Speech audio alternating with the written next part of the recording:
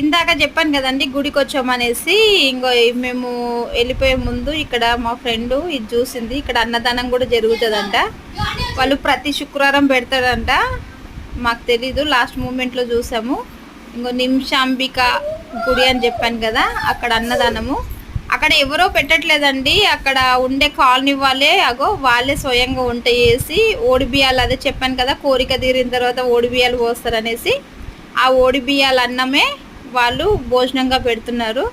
చాలా మంది ఉన్నారండి, వాళ్ళే స్వయంగా వండుతున్నారు. ఇంకా అసలు నాకు వీడియో తీయడానికి అవ్వట్లేదు, అసలు చాలా ఫుల్ రష్గా ఉంది. కొద్దిగా నాకు తెలిసిన వరకు నేను తీసాను.